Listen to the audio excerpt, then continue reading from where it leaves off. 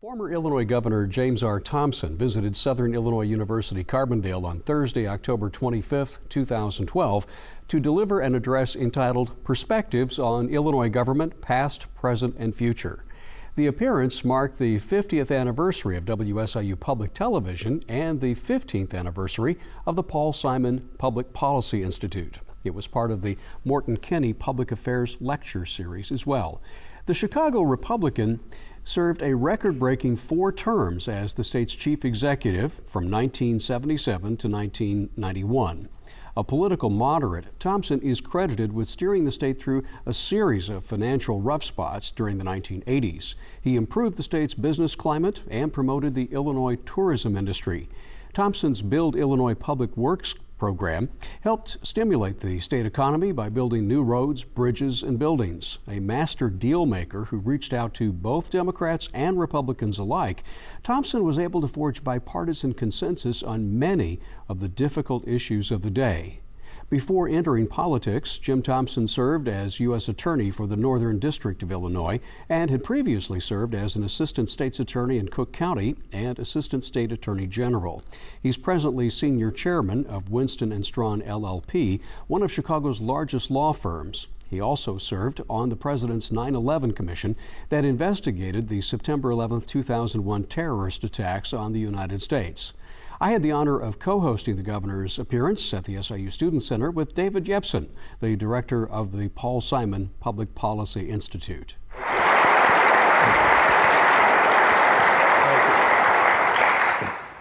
Jane and I flew down from Chicago this morning, and as we landed at Carbondale Airport, I saw the sign, and I knew that I was at least at the beginning of Southern Illinois, with a long way to go from here south.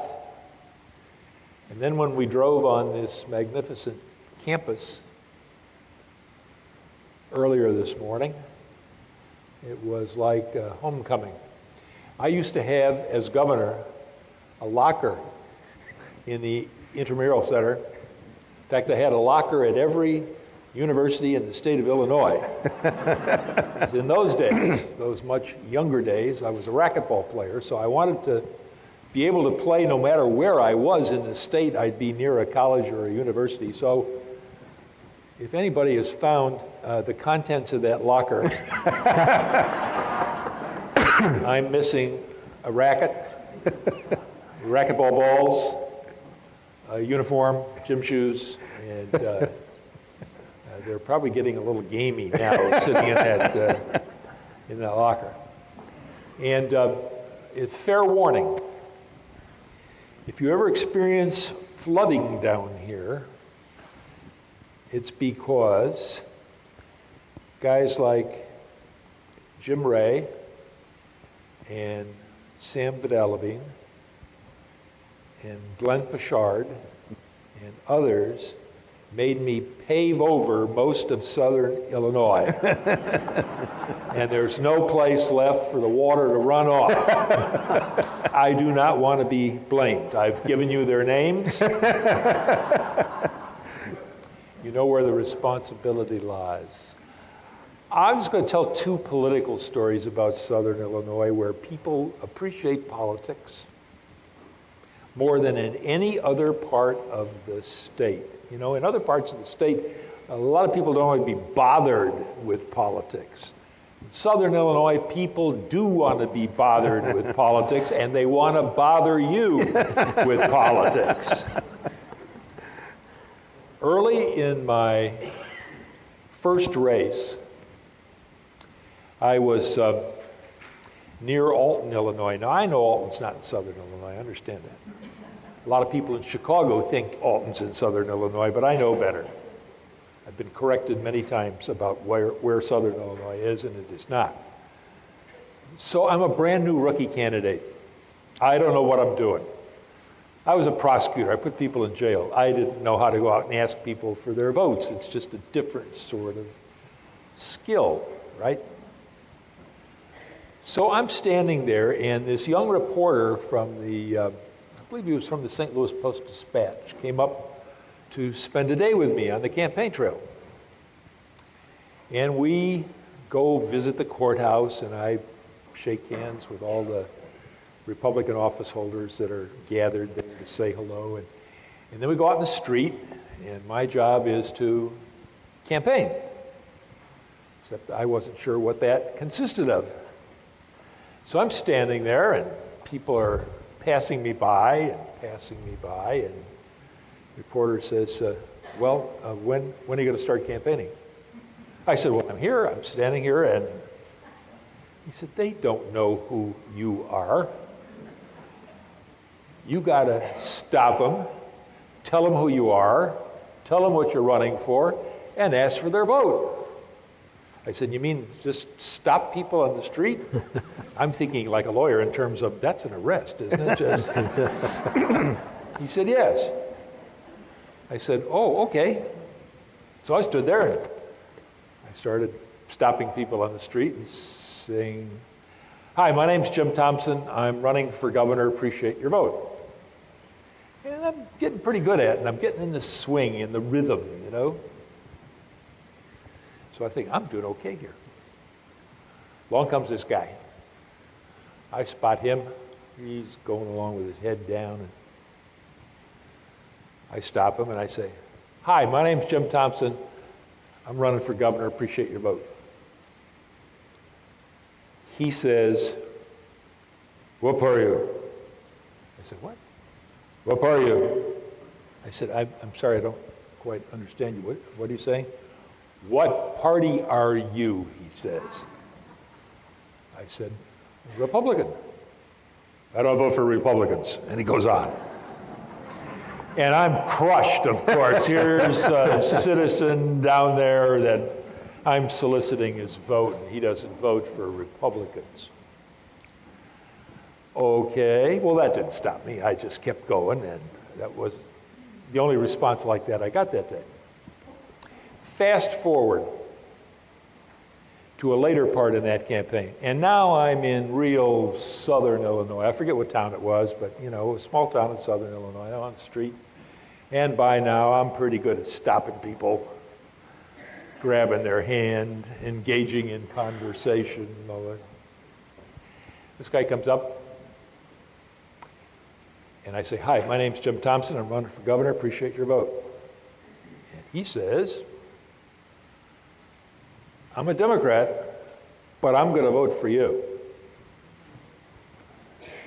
I said, that's very kind of you. Very kind of you, and I hope you'll be pleased. I go back to Chicago, and I said, listen, down in southern Illinois, I ran into this guy, and I asked him for his vote, and he said, I'm a Democrat, but I'm going to vote for you. Now, here's what I want you to do. I want you to make up a bunch of buttons, and the only thing the button should say is, I'm a Democrat, but ...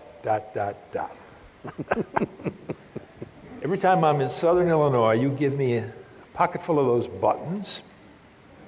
Nobody else in the campaign can have them, just me. Every time somebody says to me, I'm a Democrat, but I'm going to vote for you, I'm going to whip out the button, hand it to them. So we did, made up the buttons. I carried them in my pocket. I was the only one allowed to carry them in the campaign. And sure enough, southern Illinois just had a lot of guys who said, I'm a Democrat, but I'm going to vote for you. And I whipped out the button and handed it to them. Well, you would have thought they had won the lottery. All they got was that little button. And most of the time they say, hey, can I have some of those for my friends? I said, are they Democrats? He said, yes. I said, here you are. And, you know, I'm a guy who believes in what I call the jungle drum theory of politics. What do I mean by that? I mean, if you fly into a small town, and I used to do this, Jim Skilbeck and I would go pick a small town in downstate Illinois on the map and say, let's go there. Wasn't on my schedule, spur of the moment.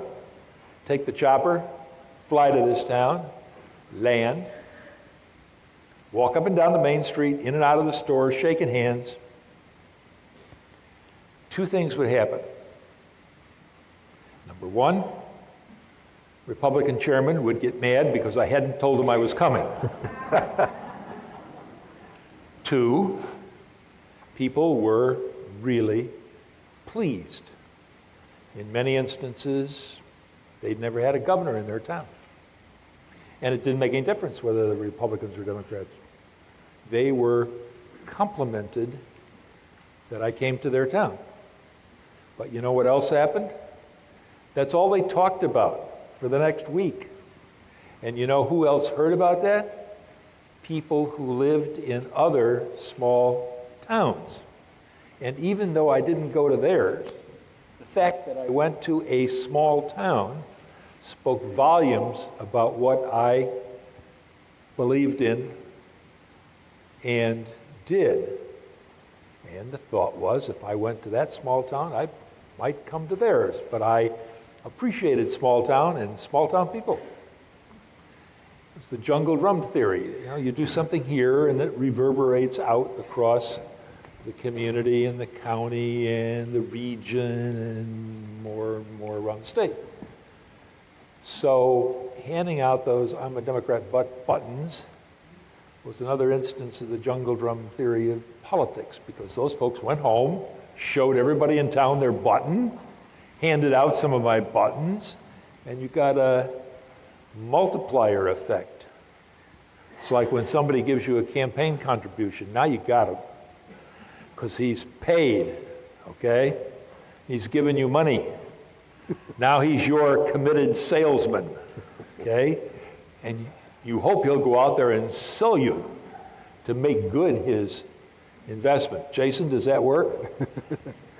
Jason Plummer will tell you that works.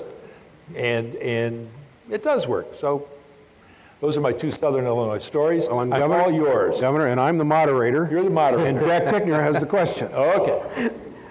David touched on something early in the introduction. He said, back in the days when budgets were balanced, the bond ratings were at their highest. AAA. There was bipartisanship. There was. True bipartisanship back in the day when Jim Thompson could talk to Jerry Costello and the two could talk across party lines and get things accomplished for the people of Southern Illinois.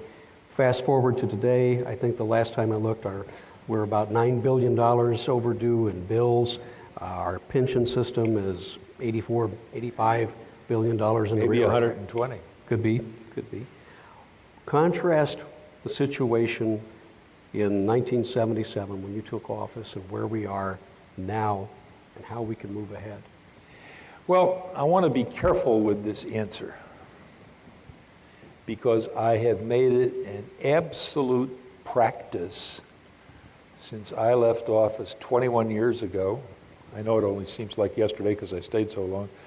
21 years ago, I have never, ever in that time criticized any of my successors, not Jim Edgar, not George Ryan, not Rod Blagojevich, not Pat Quinn. In fact, I'll give Pat Quinn a compliment. Few other people in Illinois history have worked as hard as he has to sell Illinois across the world. I mean, he does that with a religious fervor, and I've watched him in action because I'm the chair of the Midwest Japan Conference, and Pat's been coming to my conferences even when he was lieutenant governor, when the governor didn't come, but Pat would come. And I've watched him in action in Japan. I've watched him in action in Minnesota recently. We were up there together for the Midwest Japan Conference. And he is a really good salesman for the state of Illinois. And we need that. Governor got to be the number one salesman in the state, for the state. So why do we have this polarization today? Well, in some ways, we're mimicking Washington, where the politics are terrible, right, Jerry? You know,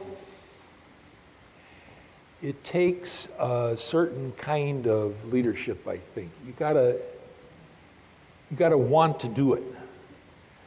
I mean, in Illinois, the governor has the privilege of the floor of the House and Senate. I was down there all the time. I'd walk onto the floor of the Senate, didn't I? Hustle people. Over on the Democratic side, maybe more often than on the Republican side, but the Democrats controlled the legislature, right? So where would I go first? To people I needed to persuade because they weren't of my party affiliation. Instead of making senators and representatives come to my office, in fact, I didn't want them to come to my office because they stayed too long. So I had this real uncomfortable furniture in there. I had this pair of chairs that belonged to Stephen A. Douglas. He was a short guy, so they were about this high off the floor. Okay? And I'd invite, somebody to sit in that chair, and I knew he'd be gone in 5 minutes, okay? But more than that, I'd go to their offices. I'd just pop in. Now, why did I do that? First of all, it was a compliment to them, okay? Secondly, they hadn't been summoned to the governor's office. They were being visited by the governor on their territory. Third, I knew that I'd get a more favorable hearing for what I was proposing. And fourth, I knew that the minute I left their office, they'd pick up the phone and they'd say, "Governor was just in my office." And that would go around the floor, right? And I wanted that to go around the floor. It portrayed an attitude towards members of the General Assembly that was crucial to getting things done. You didn't only have to have good ideas, you had to sell them. You had to make people see, whether they were in your party or the other party, had to make people see that they were good for the state of Illinois and that we should be working on this together because we were both elected. We could fight like dogs and cats during the campaign, but once we're both elected, our duty is to the people of the state of Illinois. And a Democratic legislator's duty is the same as my Republican governor's duty.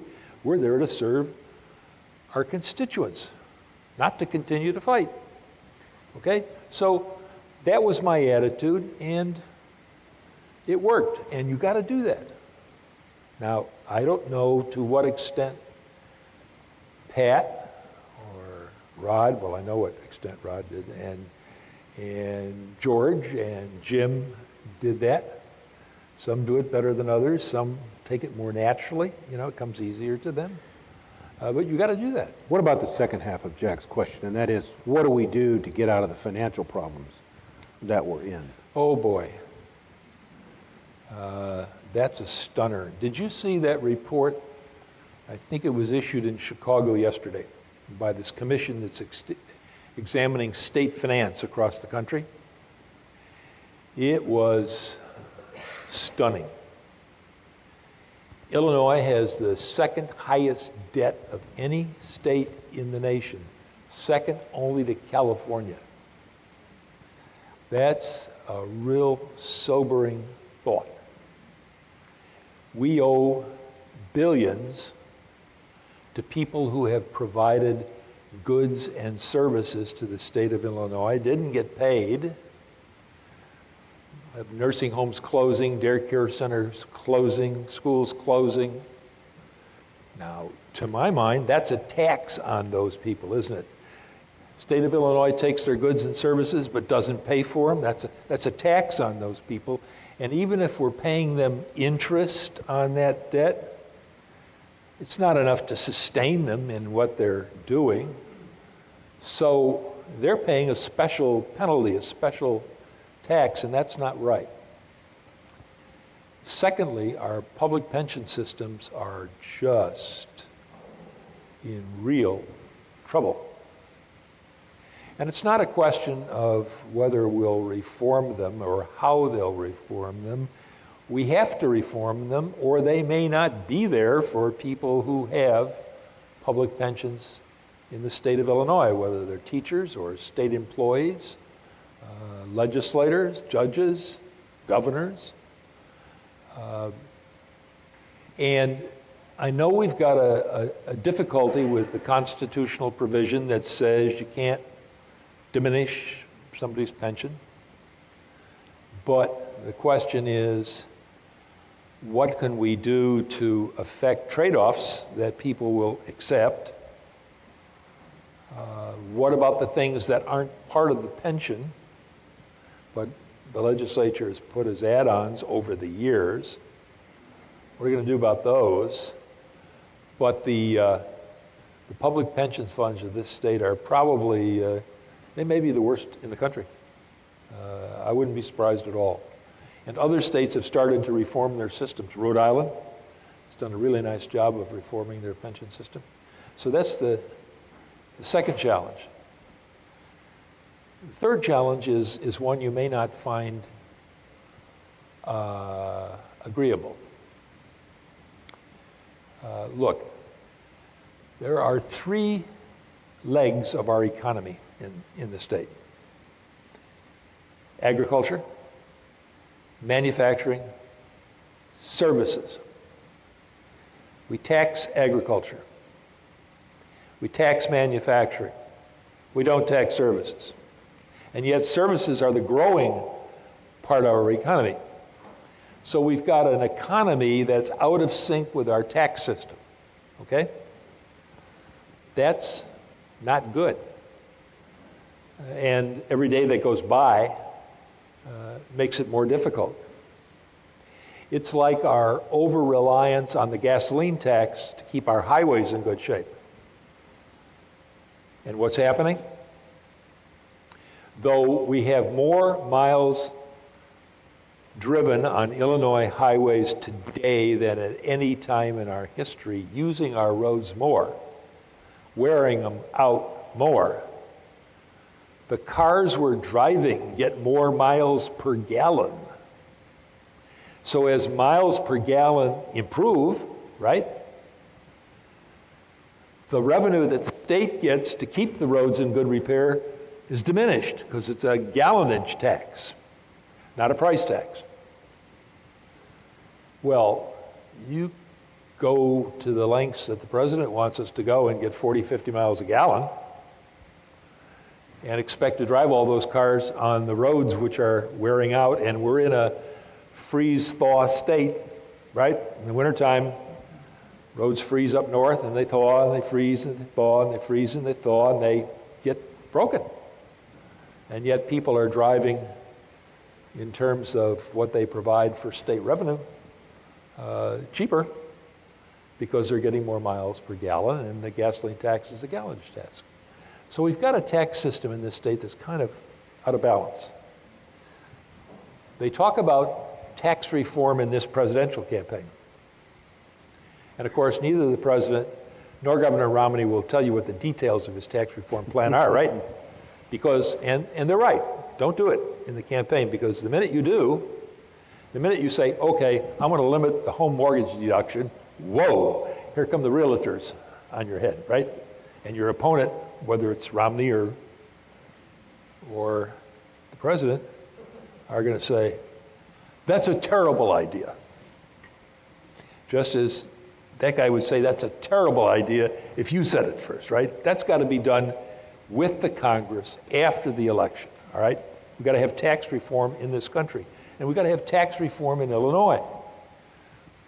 We need to broaden the base and lower the rates.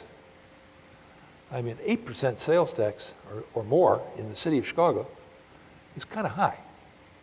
The merchants on our state's borders are getting whacked because people will go across the lines to purchase.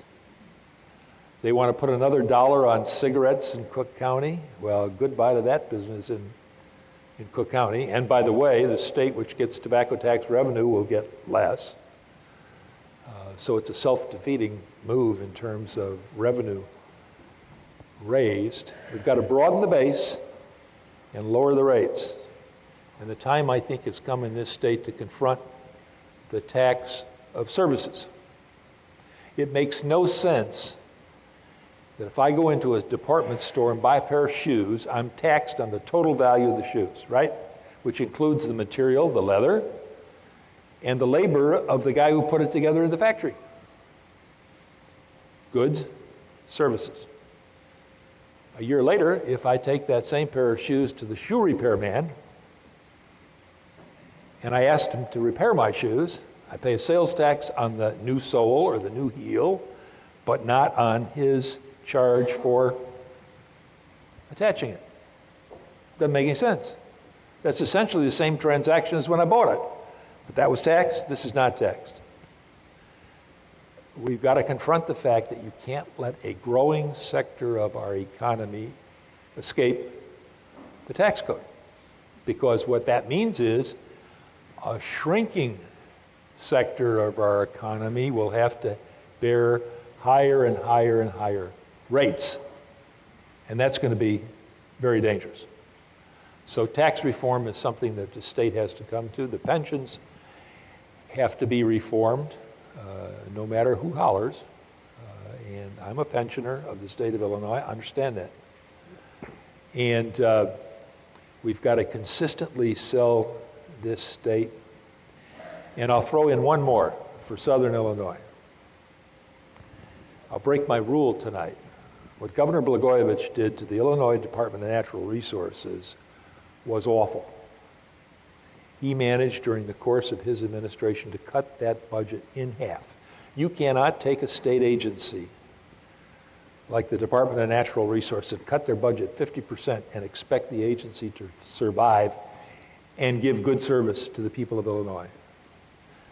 And the state of our parks, the lessened opportunities for fishermen and hunters, which is a good part of the economy of Southern Illinois. One game warden for 4 counties, that's a joke. We need to restore that department, and I give Governor Quinn and the legislature credit for doing that, even if it involves higher fees for hunting licenses, fishing licenses, maybe a couple dollars on the license plate. It's got to be done. That department has to be strengthened, and nowhere is that more important than in Southern Illinois. Okay, Yep. so those are some ideas for you. Now you're going to go back and say, you know what that Thompson wants to do? He wants to raise our taxes. Good thing he's not the governor anymore. Yeah. Governor, I appreciate your comments about Governor Blagojevich. I don't think he's in a position to hear what you said. I don't think so. Not quite. Jack? Along those lines, along those very lines, you earned your stripes right out of law school, not long out of law school, as a prosecutor. You came to prominence as a U.S. District Attorney for the Northern District of Illinois, prosecuting crooked politicians. You went after a former governor of Illinois not long after you assumed that position. We've had 4 governors go to jail in the last 40-some odd years in the state of Illinois. We have a reputation as one of the most corrupt states in the country. Is there something in the water in Illinois that gets this going? Well, I'm not sure we're one of the most corrupt states in the United States. So I'll take a little exception to that. There are other states with the same problems, not maybe quite as dramatic as Illinois has been lately, with 2 in a row. But you know what? Here's the sad part. This is the real sad part for me as a former governor. It's lives wasted, you know? Guy goes to public office, does well, and then something happens and he falls from grace, and it's from that point on, it's a life wasted. That's how the obituary will begin. And the time from now to the obituary isn't going to be pleasant either. And here, there's 2 sad parts about it. One, it reflects poorly on the thousands of good and decent people who are in public office in the state of Illinois, at the local level, the county level, and the state level. And you don't hear about them. You don't read their stories. You may not even appreciate their services, but they're there. Whether it's a governor or it's a guy out on the highway, you know, and everything in between. And so we get the wrong idea about public service. And when you layer on top of that some of the idiotic, crazy campaigning we see today, where every single word you've ever uttered is now on YouTube or Twitter, and your opponents are,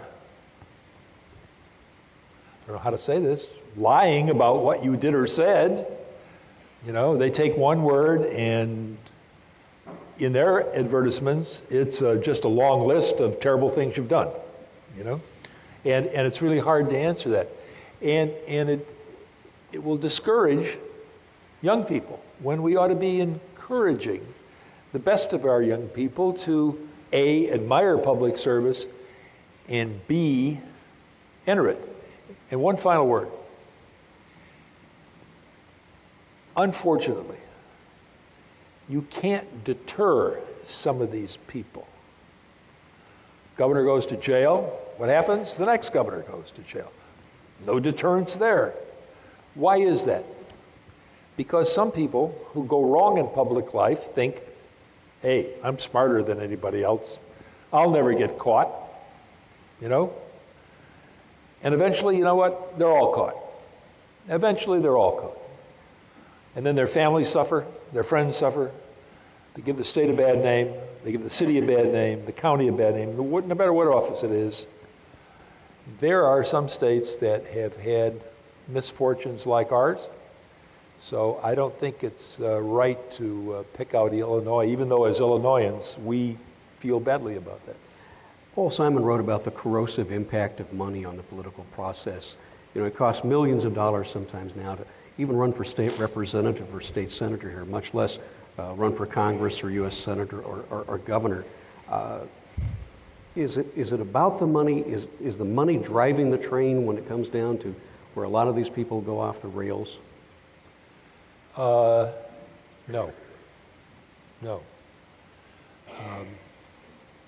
Look, first of all, the ability to raise money for a political campaign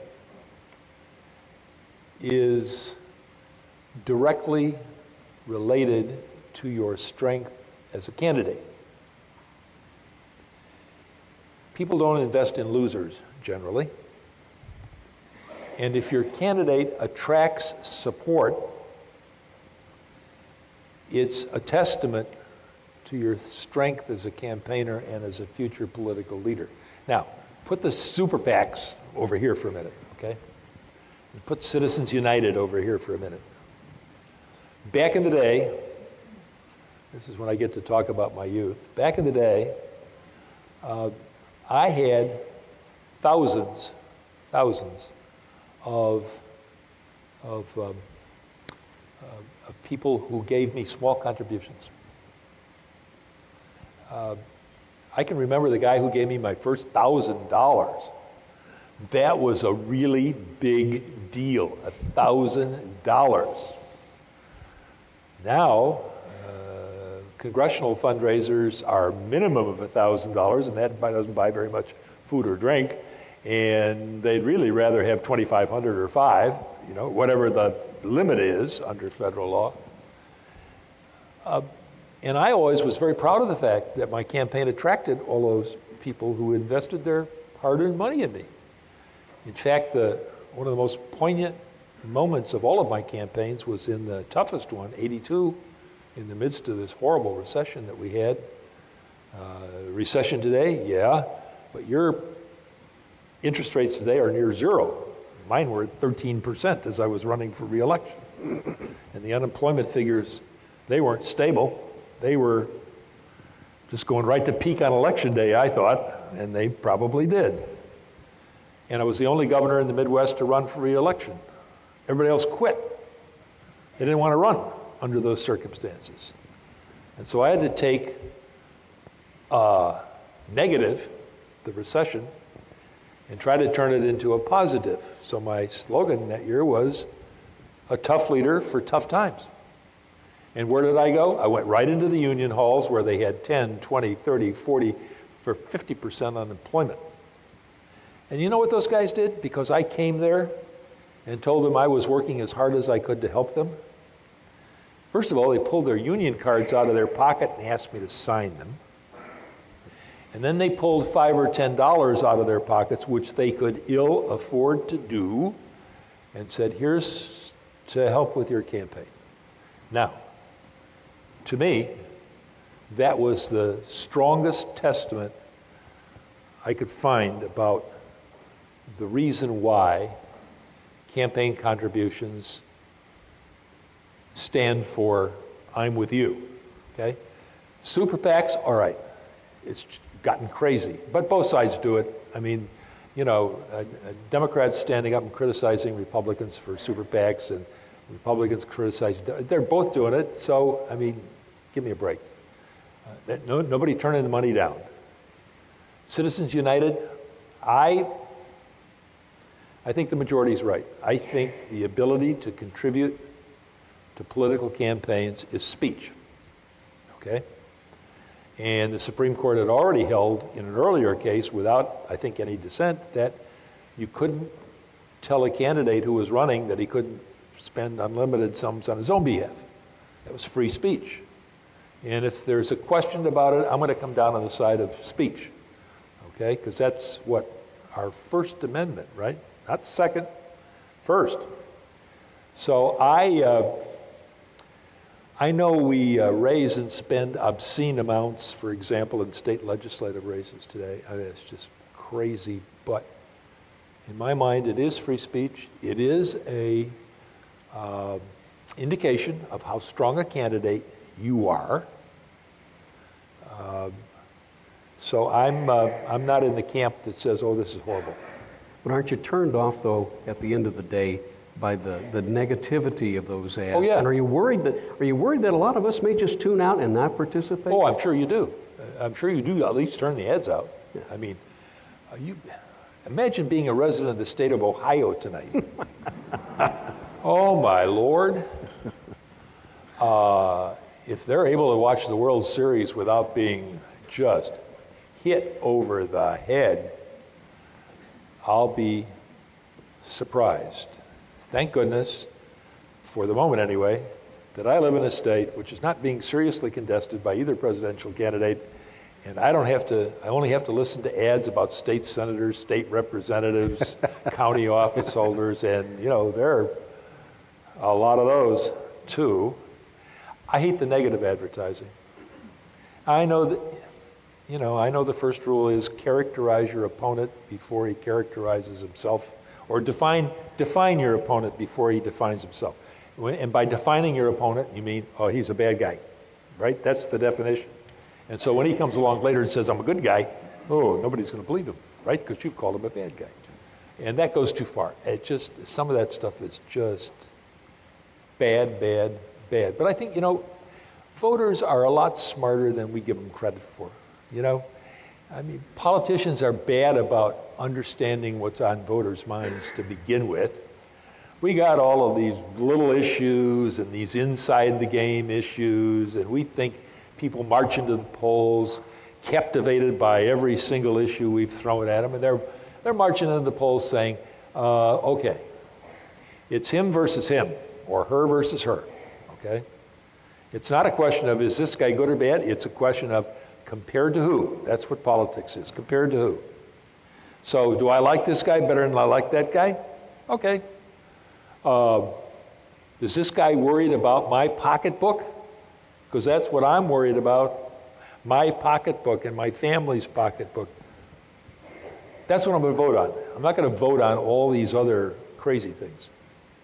One of the things I wanted to ask you about is, in my time covering the General Assembly, I'm just amazed by the number of political fault lines that fracture, you know, out from the city of Chicago through the suburbs down to southern Illinois.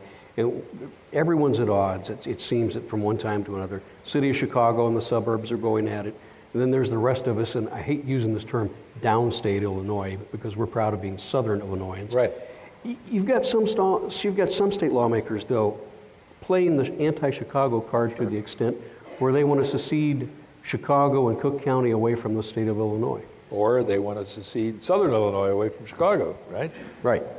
How did you look at this phenomenon as you were sitting in the governor's office to try to get the big picture on this and tie all these loose ends together? Well, first of all, we are one hell of a big state. I mean, we're just big. As we flew down from Chicago to Carbondale this morning, I'm looking down there. It's just really flat down there. It's not very good looking until you get down here where it's, you know, that road into Giant City, terrific. Those CCC guys did a great job putting that original road together. We don't live in one state. We live in about 6 states, maybe 7. We live in Chicago, the suburbs, that's 2, the collar counties, that's 3.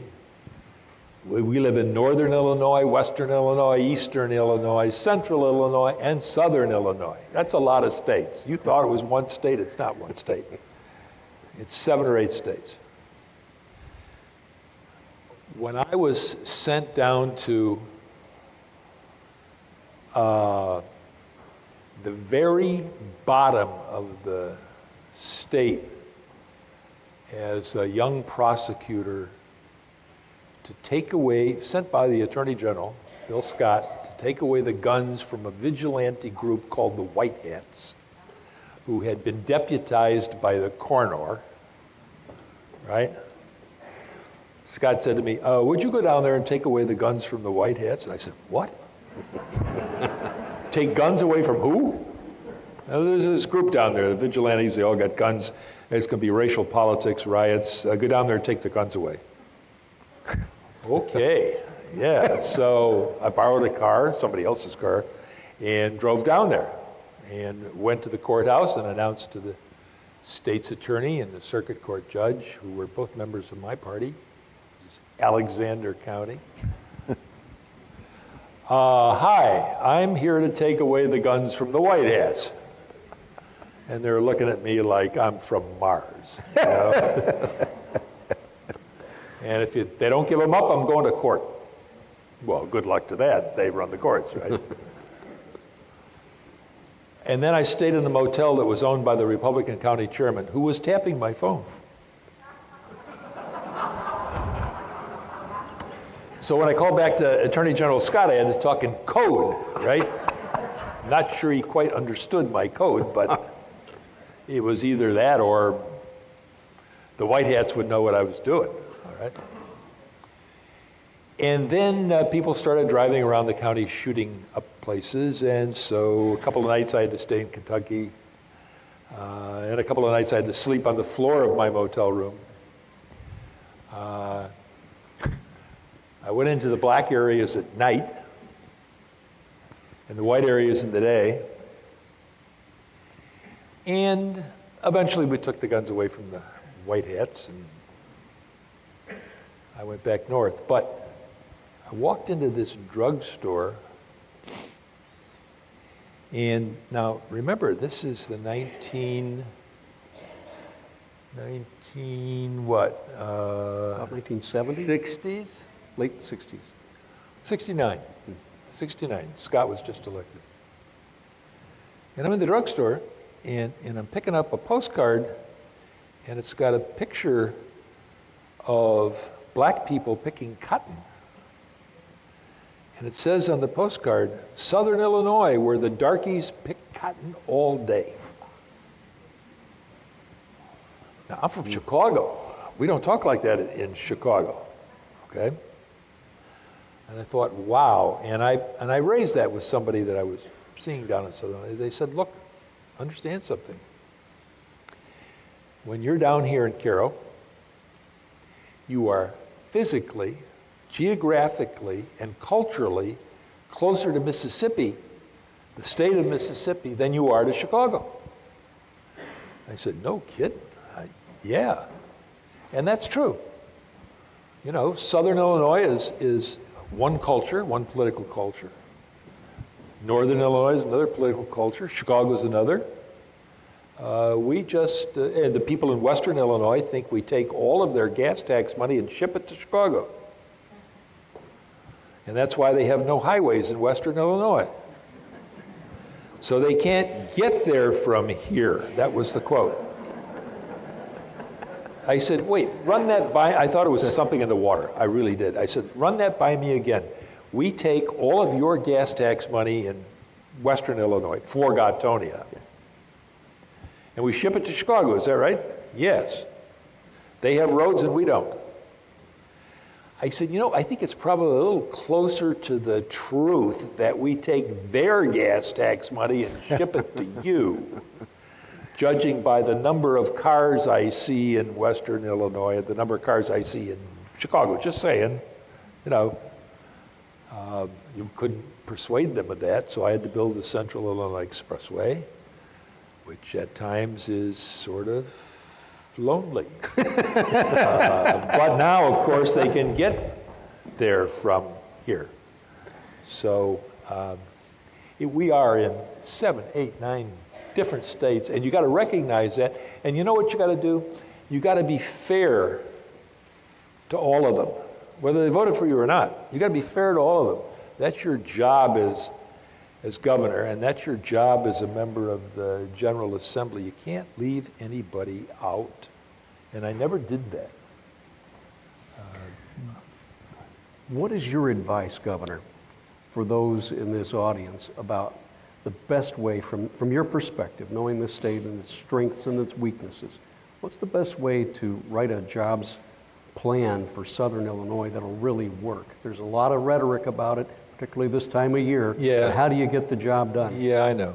And it's probably the most challenging economic development issue in the state. I mean, I've paid a lot of close attention to Southern Illinois in my 14 years. Jane and I love this part of the state. We came down here every chance we got. I bought a state fair. Didn't have the money. Went to Des Moines and announced we were buying the state fair. My staff said, where's the money for that in the budget? I said, well, it's not there yet. But once I stand there and announce we're buying it, those Southern Illinois reps and senators will go back to Springfield and start pounding on the desks of their leaders, and we'll get the money. Okay? Well, there aren't any more fairs to sell down here, Governor, so yeah, what else can we do? I know, but we're the only state in the country with 2 state fairs. I'm very proud of that, and I lived on that fairgrounds for the entire Des Moines Fair for 14 years, and it's a great thing for this state. Look, we've got to get the people of Southern Illinois to understand that they should be a regional economy, that they should be the hub of a multi-state regional economy, that they can't depend just on themselves and their neighbors in Southern Illinois. They got to invest the rest of the state in this region. They got to get our neighbors from Missouri, Kentucky, and other places to invest in this region. Coal mining days are a far cry from what they were, and we still haven't found a way to burn coal clean enough to satisfy the environmentalists. Maybe we never will, but we need to invest more in that.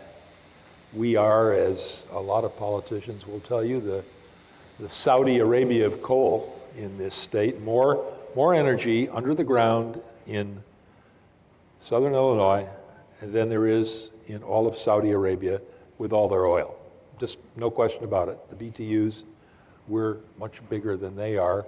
Question is, how do we get them out of the ground, and how do we burn it without polluting the air, and we haven't paid enough attention to that.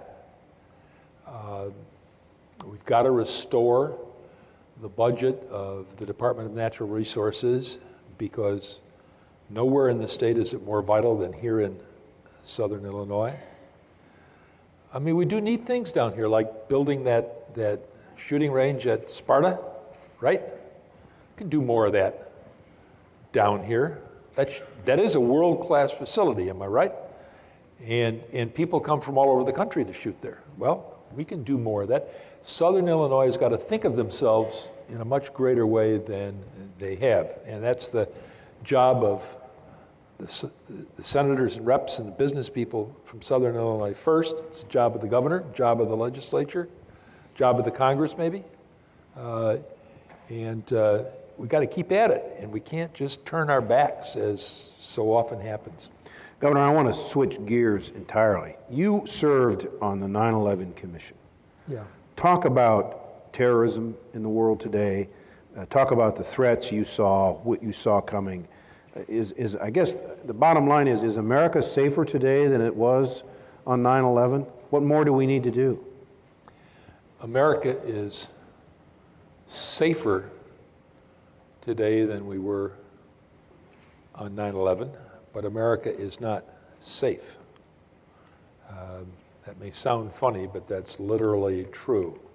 Compared to that day, we do so much more, and we've spent hundreds of billions of dollars doing so much more. You know, remember when you used to drive up to an airport, park at the curb, go to the gate to meet friends? Not anymore. Now people going to the gate go through security, and if you don't have a ticket, you don't go through security. End of story. You meet your friends in the lobby or on the drive. You drive your car around and around waiting for them to deplane, get their luggage, and meet them on the street. Now the cockpits on our airliners are hardened. You can't get through that door. And if somebody hijacks a plane, and theoretically you could still hijack a plane, come aboard with a plastic weapon. You know what the pilot's orders are now? Don't give in to hijacker demands, no matter what they're doing back there. They can shoot all the passengers, the pilot keeps going. That's the law. And we didn't do that before. Before, if there was a hijacker, we said, oh, okay, where do you want to go? You know, not anymore. We spend billions trying to safeguard this country, and yet we are not safe. Why? Country is so big, and we've got so many important facilities right out there in the open, unguarded. All right? People used to brag to me that our nuclear power stations were hardened against a plane crashing into them. Well, I hope so. But their computers are not hardened against hacking, are they?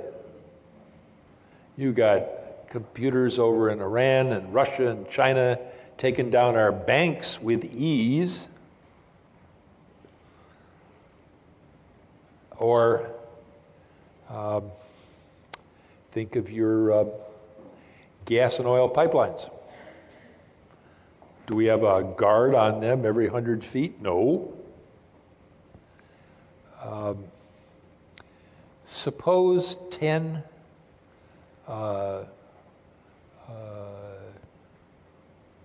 Muslim jihadists walked into 10 supermarkets one day at the same time in America, and they had up their sleeve a vial of poison, and they walked over to the fruits and vegetables, right? Pretended to be picking them up and looking at them.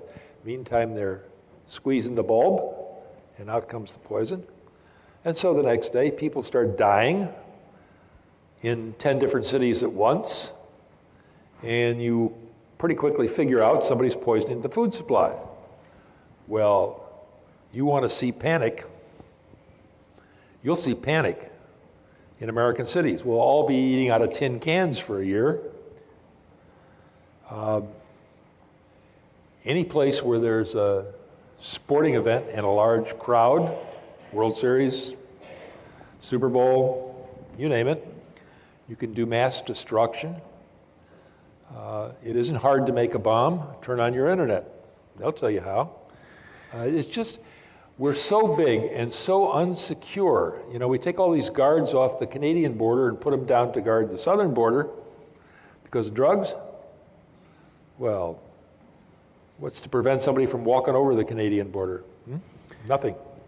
Governor, we've got 1 minute left. What? And I want to ask... These people aren't in a hurry to leave. You in a hurry to leave? They're not in a hurry to leave. Oh. You got someplace to go, David? No. I have one last question for you. Yeah. Talk about public service. Yeah. There are in this room people who someday may be governors and presidents, senators. What should these students be doing today to prepare themselves for a career in public service? I'd like to say get a good job first, earn your money, and then go into politics because it doesn't pay very much. But inform yourself as best you can. Be vitally interested in your world. Don't take anything for granted. Go find a political campaign and volunteer. Best way to get into politics that I know. It can be a mayor's race, a state representative race, a congressional race, a presidential race. They're all looking for volunteers. Pick out a candidate you like and go volunteer.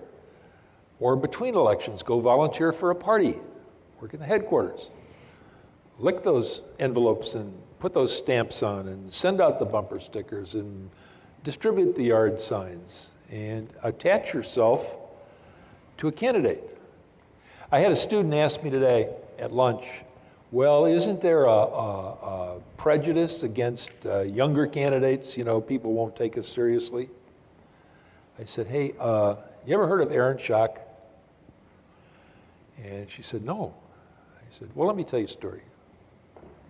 Aaron Schock, Peoria, 18 years old, decides that he doesn't like the way the school board's being run in Peoria. He's going to run for president of the school board. Only problem is he's only 18. Nobody will pay attention to an 18-year-old, right, running for public office. And he's not on the ballot. So he's an 18-year-old that has to run a write-in campaign. So what did he do? He went door to door to door to door to door in Peoria, and guess what? He won. Then he became, I think, Jerry, am I right, the youngest congressman when he first went to Congress? Still in his, how old, 20s? Today he sits on the House Ways and Means Committee. Not bad for an 18-year-old kid from Peoria who had to run right in because he didn't like the way the school board was running. And there are more Aaron Schocks out there. Wasn't the mayor of Pittsburgh a really young guy? I think so. He was in his 20s. They're all over the place. It's hard work, that's all. Governor, thank you for being with us. Thank you. My pleasure. Thank you.